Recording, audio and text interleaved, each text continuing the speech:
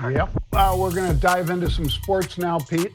And even though Pete knows this better than even these guys that are discussing it, we thought that the conversation these guys were having about the 12-team playoff and who gets not included, like Alabama, for instance, and why Bama didn't get in. Let's take a look and listen. Brands matter. Yes. This isn't about a meritocracy. It's a branditocracy. The one consistency that the committee had played to date was the loss column. It ordered them rank and file right in a row. And if the teams were close, the team that won got. There was maybe an exception or two. To move Alabama there, it locks them in.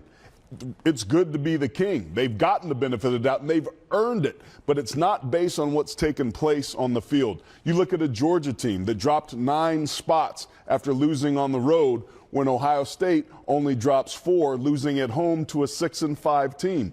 Miami drops all the way down, losing to a pretty good Syracuse team, when other teams enjoy different scenarios. Yep. So it's not equal. It's never designed to be equal. And these teams don't earn their positions. They're placed. The whole deal here is to get the most eyeballs and to make the most amount of money possible. Yep. It's to make money. This whole thing is set up to do that. Everybody's got an opinion, man. Right? Well, and it's all about ratings, right, Pete? Yes. Yep. I mean, some people would look at it, a purist like Pete might say, well, it's supposed to be the 12 best teams. Mm-hmm. And yes, but ratings have something to do with it too. Yeah. And I think, just as that group was discussing, some of these teams, people aren't as enthralled with seeing. I mean, it was funny. I saw one guy, Pete. It was, in fact, Cam, the quarterback. Cam was going crazy. Cam Newton was saying, ain't nobody heard of Boise. Nobody care about Boise. Yeah, Ginty, they care about him. Nobody care about Boise. I'll tell you what, he couldn't be more wrong, John, and I appreciate him. I like him. You and I have gotten to know him. We met him back in the day when he was still a quarterback at Carolina. But I got to tell you something. I think they got it right. I did my own version before the sports show that I do on Sundays, and every single name is right where I was thinking it would be. Because how do you look past an Indiana who goes 11-1? I understand that they got beat up pretty good against Ohio State, but they also had a dropped punt by the punter where he dropped it. They gave him the ball deep in the territory. They had a punt return for a touchdown. So a lot of it really was the special team side of it and everything else. But they had 11 other teams, John, that they went up against. Now, people could say, well, those teams weren't all that good. Hey, it was the Big Ten. Big Ten is still considered one of the very best, as a matter of fact. So even if you're playing the lower end of the Big Ten, I don't think that makes this any worse. And by the way, Indiana, just to give you a little idea, they had 520 points they scored this year, only gave up 176.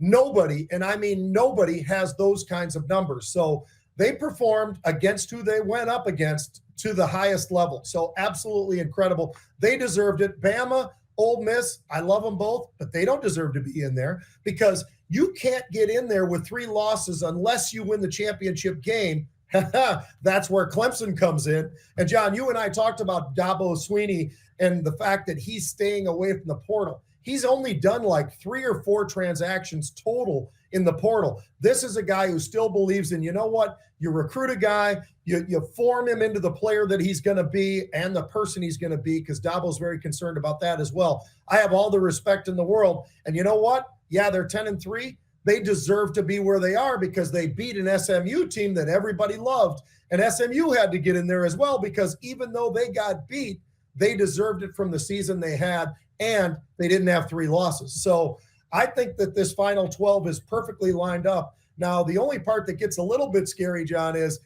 who has to play who after the first round. And that's where things get a little bit dicey, because I think Oregon's got the toughest sledding once you get past the very first week. Yeah, because they get that bye. Yeah.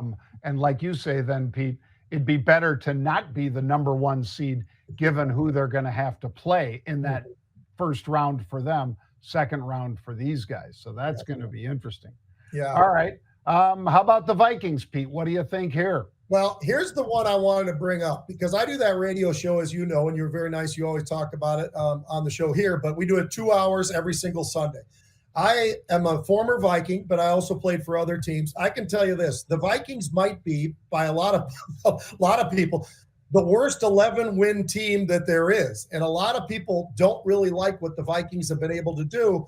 But again, John, when I look at these guys, I'm like, well, but they are winning. I think the problem people have with the Vikings, why they're not very excited, is they're not winning by much, and they're not winning big enough against a lot of inferior teams that are under 500 or at 500 in terms of wins and losses when the Vikings play them. So do they have a very simple schedule? I would say they probably have the easiest schedule in the entire NFL. And as a matter of fact, John, they still get your Bears coming again as well. So the chances that they can continue this winning streak that they're on right now are there. Sam Darnold, I got to give him all the credit in the world because I was as difficult on him. I was definitely on and critical about everything that he had done previously. But John, what if I told you in the last 4 games, he's thrown 12 touchdowns and 0 interceptions? I mean, this is against inferior competition, but it is the NFL. He's doing what they need to do to get the Minnesota Vikings into a great spot. And they are right below Detroit right now when you look at the division with Green Bay right on their heels. So they might be playing in the best division in all of football, quite frankly. I think the Vikings are probably an overrated team to some degree, but don't look past them because they have the tools to beat people. Yeah, and anytime you got Jefferson out there on the field, Pete, you got a chance to put up, 2 touchdowns just with that guy. Yeah. Let alone that Darnold has a bunch of other targets now that have worked out pretty well for him. Not bad. Well, thanks for joining us, folks.